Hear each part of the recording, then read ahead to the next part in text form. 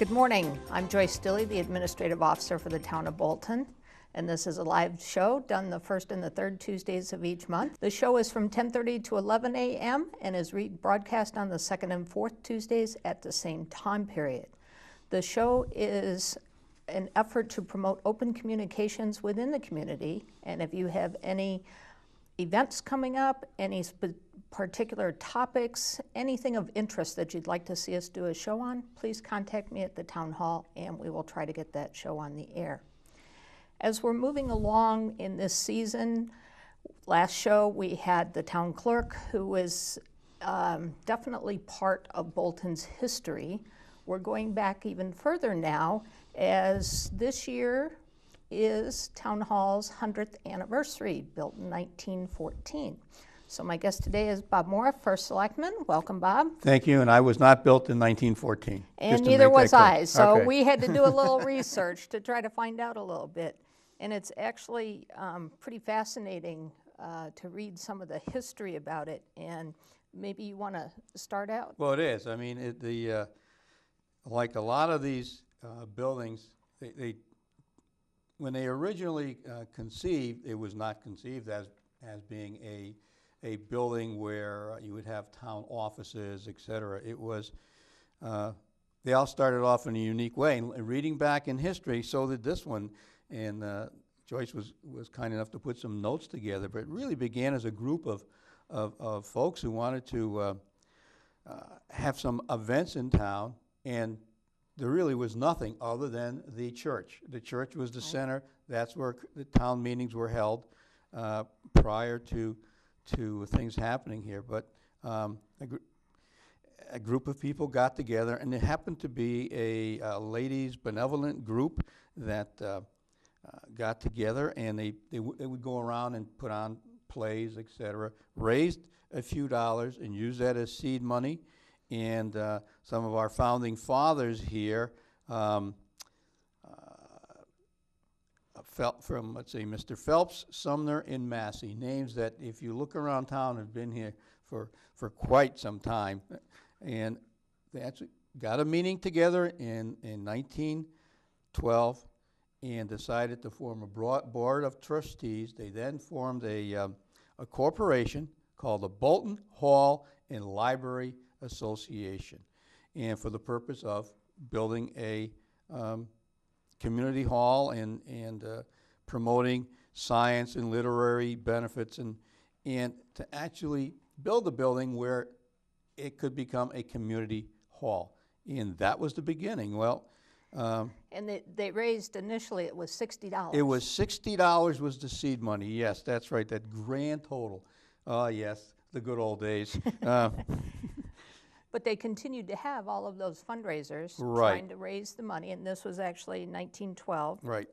That August meeting. And the interesting part was they raised enough money to build it, Right. and no public funds were expensed. No public funds would expense. No debt. No, and most of the funds raised were really for material, because it really relied a lot on donated labor from the local farmers and tradesmen that they had here, and that's how it got started. You know, when we think back, if you ever had the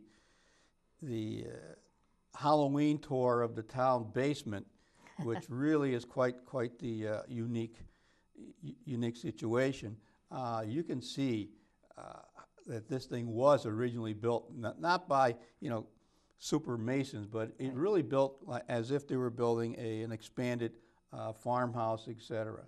And we may jump around a bit, but when we were doing some repairs on the building and actually dug down to the footings area, it wasn't just stones; it were boulders. I mean, giant boulders that it took us. I mean, we needed excavators to get them out of there, but that was all done with ox carts and pulleys, etc., to place them.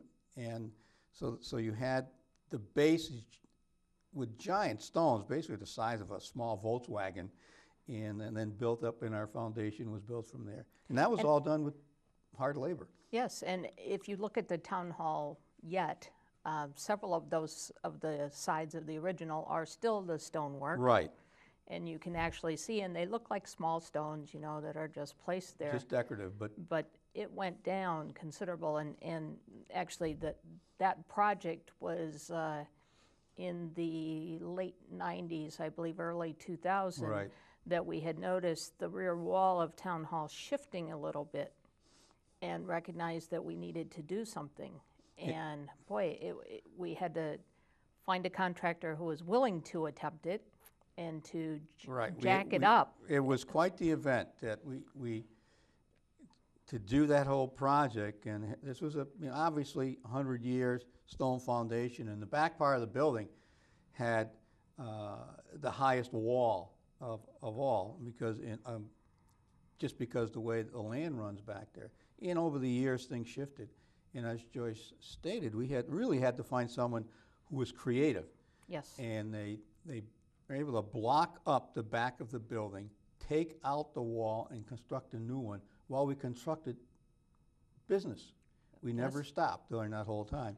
And we were a little concerned to be in the back. No, we weren't. But it it was a very fascinating project. It was Allied Construction that did it, and just amazing job. But if you go back there now, you'd never know that we had done anything. We were able to do it, still maintain the character of that building. That's kind of the construction part of it. And the other amazing thing about that building, if you go into that basement level, a building constructed in the turn of the century, they basically had a minimum basement level. Right. This thing has extremely high ceilings. Yes. Someone had the foresight of saying, maybe we use this for storage or something, and they did some great foresight. The folks that designed it really thought it out, did a great job.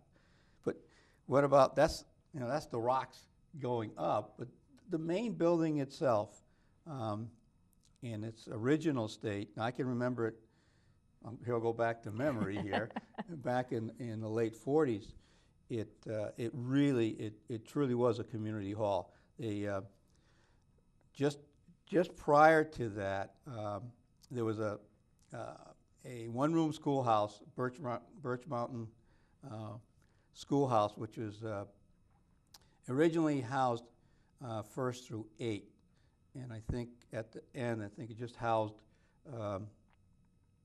maybe 7th and 8th grade. Mm-hmm. When that closed in the early 40s, 45, 46, the children that went there went to what is now where the selectman's office is now, which was called the fireplace room. That became their classroom for 2 years until they built what was the original center school up here, the brick portion, and that portion worked. The town clerk's office, where it is now, was a small library at that time. Right. And then the hall, the main hall itself, was itself a hall where community events were held there, weddings, all types of receptions there, all types of events, graduations, plays.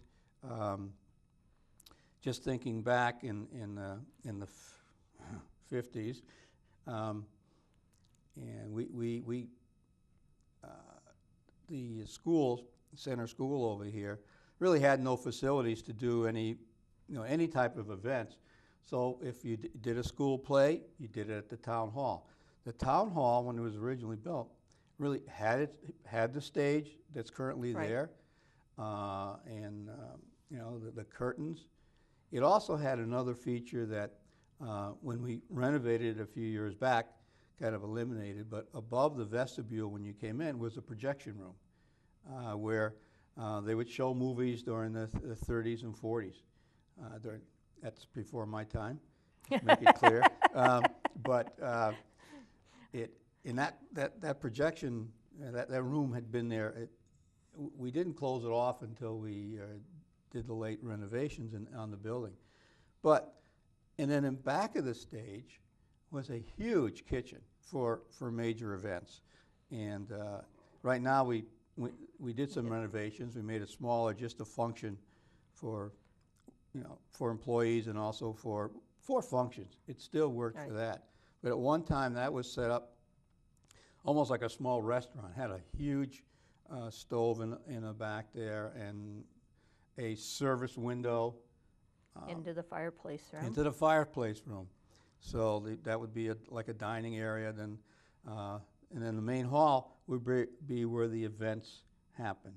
Now, one of the organizations that was key to keeping things going and holding a lot of functions was the Grange. Right. Grange was which, was an organization of farmers that started back in I believe it was the late 1800s, early 1900s, and we were a farming community and had a very, very active Grange at that time.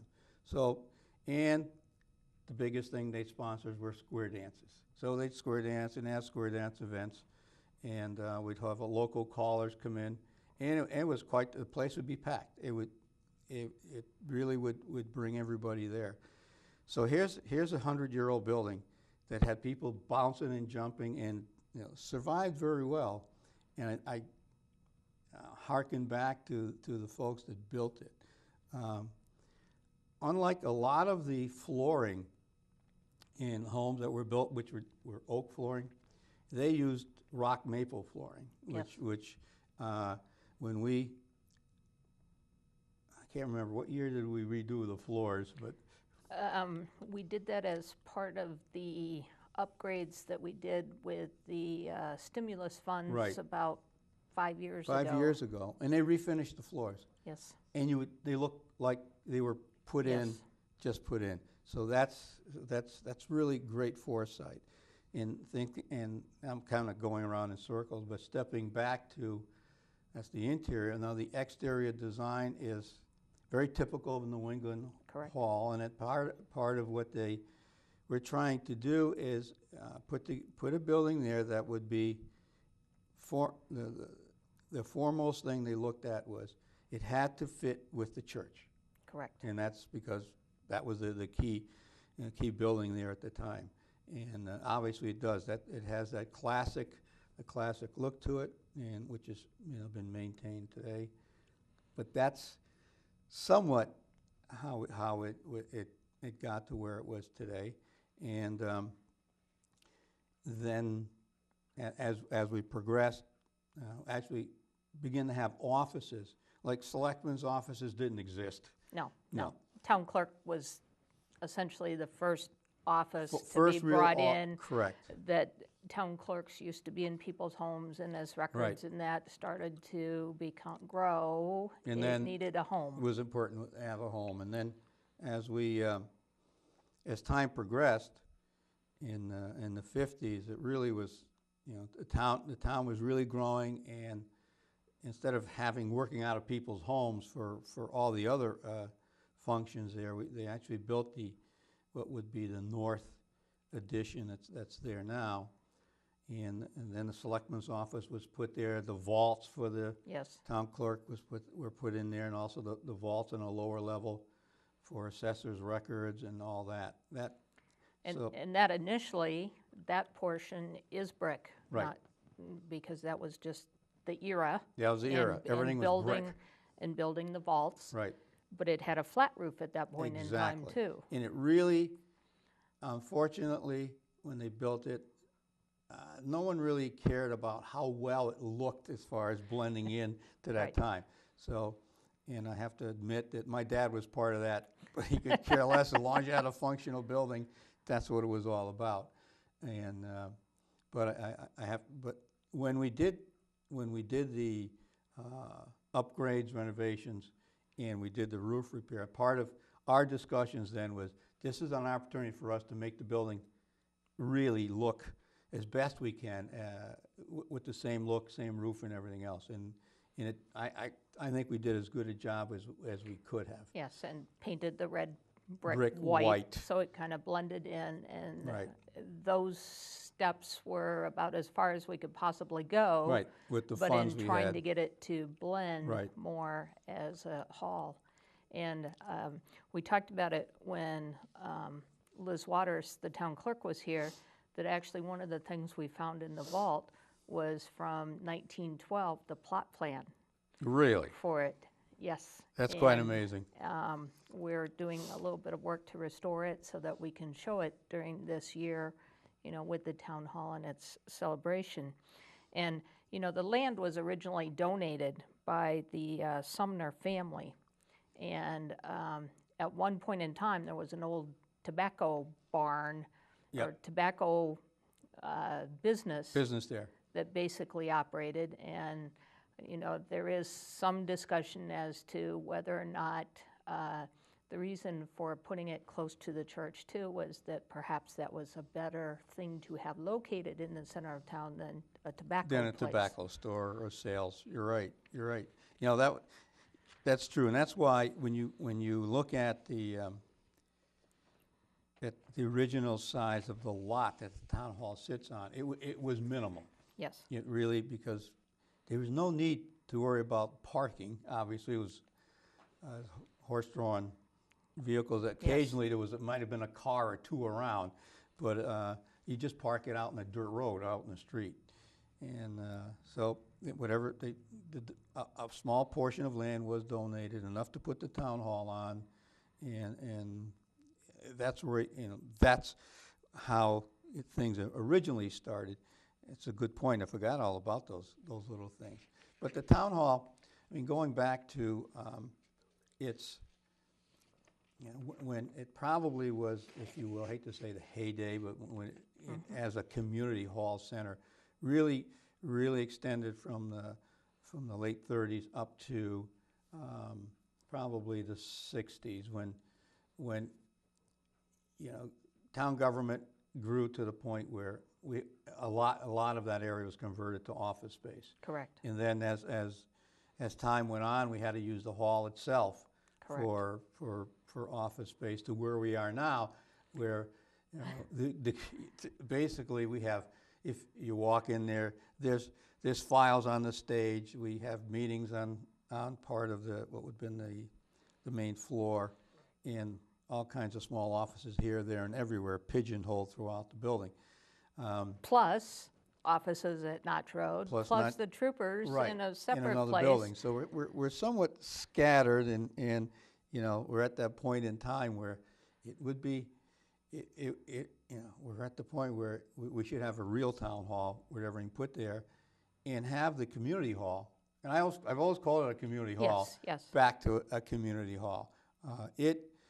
It provided, back in its day, and it still can provide a wonderful venue for all types of organization. Every civic organization in town utilized it. You know, Boy Scouts, Cub Scouts, Right. Virtually every club that existed were able to utilize it and as a function. And right now, we're so limited as to who we can allow to be there because of all the offices and the files and everything else that is there. And it's unfortunate that we are at that stage, but it also gives us an opportunity as we recognize the history of the town hall.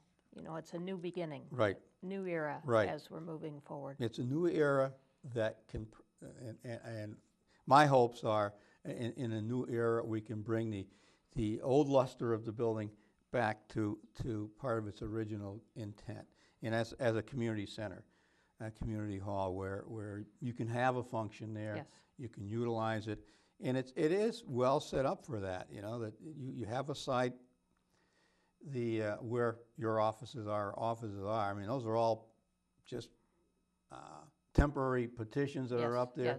It could easily be brought back to its original,